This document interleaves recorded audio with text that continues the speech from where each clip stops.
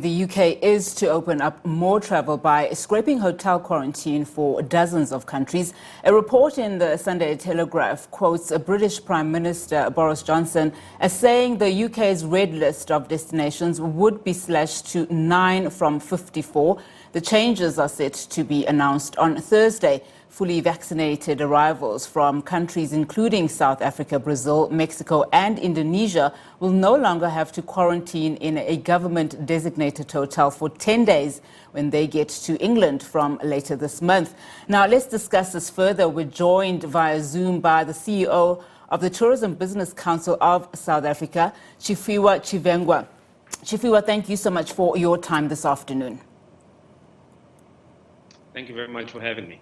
Now, Tshifhiwa, you've always maintained that remaining on the UK's red list is costing South Africa more than 25 million rands every single day. What's your reaction to the possibility that the UK will now be permitting travel?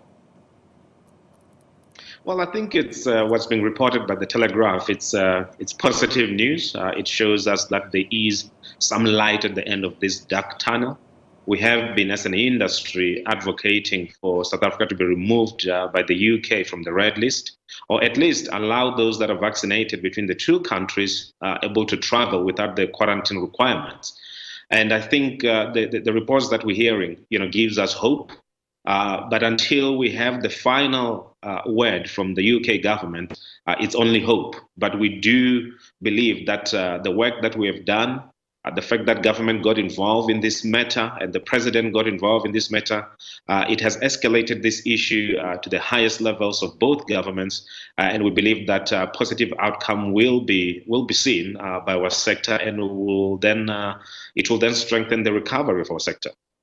Now, of course, South Africa's handling of this matter was heavily criticized. Do you think the South African government should have acted sooner, especially if you consider the financial implications? I know you're saying now that the minister is involved and several, layers of government officials are now involved, but could they have acted sooner? Well, I do believe that they could have acted sooner, and I've spoken about this for quite some time, that at the moment that the UK put South Africa on the red list, I believe that from the government point of view, through these bilateral discussions, government should have gotten involved. The ambassadors or the high commissioners in both countries should have gotten involved.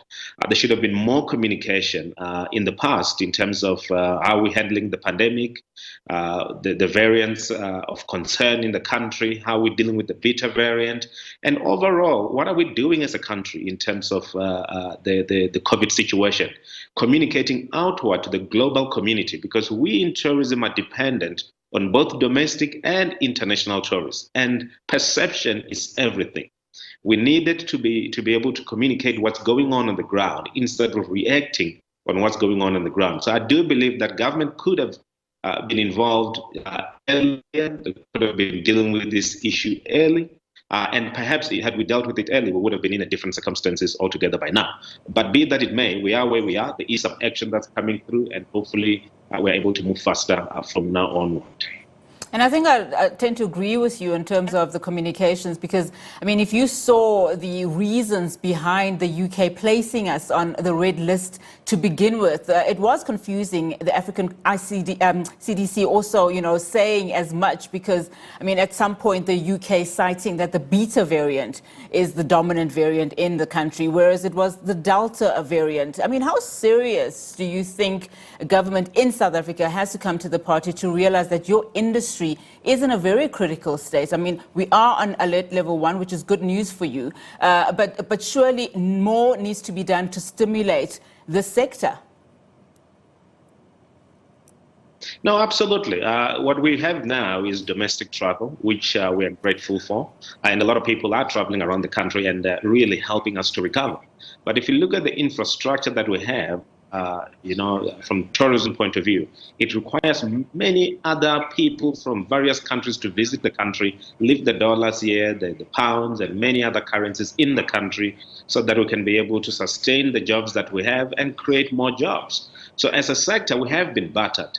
And, the involvement of government in terms of getting us removed from the red list is critical. And we have been voicing this for quite some time. And that's why I said we are now acting, but we could have acted early enough to prevent the situation that we're in now. And the reason for acting early enough is that majority of people are deciding where to go now. You know that in the northern hemisphere is going to be winter, and a lot of people want to escape winter. And we need to capture as many people as possible as they are making this decision, so that they can choose South Africa as a destination of choice, and therefore we can start to see many more people going back to work, many more hotels reopening, and so forth and so on. So it's critical. The UK market is critical. It's the number one international source market outside of the African continent. And the spend that comes from the UK is quite significant in boosting the recovery of tourism. So for us, opening, the channels between the two countries, it's not only tourism, visiting friends and relatives. People want to get married. A lot of people haven't seen each other for quite some time. And also there's investments and many other things that happen. There are many companies that have headquarters in both countries, and movement of people does boost tourism. So for us, this is significant, the fact that it's being talked about in the UK, but until we get the final word from the UK government to say we're removed, it's still a hope. Talking about that final word, we do know that this decision might be taken on Thursday. I mean, what are you pinning your hopes on in terms of the lifting of this so-called ban, if I can call it that? Because we're also hearing that this could be as far back as towards the end of October. Well, for us, we're hoping that the lifting of the ban happens immediately, because we need to start to talk to our trade partners in the UK market and start to plan for those that are coming into the country. So for us, it's an immediate. Of course, if they announce and say it's going to be some time in a week or two, we can still work around that. What's important is that there should be one decision and one decision only from our point of view. And that one decision is the scrapping of the quarantine requirements for both South Africans wanting to travel to the UK and the UK citizens who want to travel to South Africa. They shouldn't have the quarantining when they go back into the UK. If we can scrap that, and if at the least we say that those that have been vaccinated, fully vaccinated, are able to travel between the two countries, it will be progress. Of course, we still need to work on many other things to make sure that, here for us on the ground, tourism-wise, the whole value chain, we get as many people as possible to be vaccinated, make sure that we follow the protocols that were put in place and the regulation that government have put in place. But the most important thing, we need to vaccinate, and we need to make sure that all the establishments across the value chain of tourism, we give confidence to the international markets that they should be able to come to South Africa and stay at the hotels where everyone is vaccinated, to rent a car where everyone is vaccinated, the attractions and many other things. There is vaccination across the board. I would like to see our sector as a tourism sector to be the most vaccinated sector in this country, to make sure that we give that confidence to the international markets and both here at home, and many people will be able to travel. Talking about tourism sectors, I know South Africans are very eager to start traveling to as many countries as possible, under this pandemic. What's the appetite like in the UK, for instance? In as far as your counterparts are concerned, you do say that this obviously is the biggest source of tourism, that UK market. Are people in the UK also eager, to travel? Have you been getting a lot of requests and requirements from your counterparts in the UK? No, absolutely. The people in the UK are ready to travel. There is a whole lot of demand that has been building up for over a number of months. Some people have been waiting to be given a go-ahead and to be able to travel. And we will see this as soon as the announcement is made.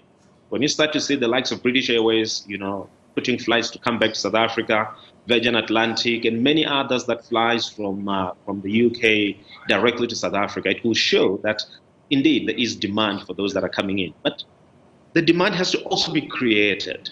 And this is the job of South African tourism. And there's a program that we've put together, as part of the Global Recovery Program. Say we need to advocate for a lot more people to come to our destination. We need to be present in those markets.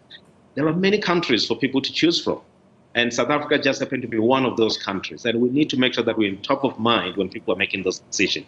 So we need to build more demand in order to sustain, this market, in order to sustain the airlines that are going to be coming in and the tourism value chain here on the ground. So we've got our work cut out. Yes, there are people that are going to be coming immediately, that want to come and see their family and friends, those that want to travel for business, those that want to travel for leisure purposes. But we need to stimulate demand in those markets across the board, in Europe, in Germany, in the Netherlands, in the USA, in the East, China, India. We need to stimulate demand to make sure that, we start to see stronger recovery from the tourism point of view. All right, Tshifhiwa, thank you so much for your time this afternoon. Really do appreciate it. Tshifhiwa Tshivhengwa there, he is the CEO of the Tourism Business Council of South Africa.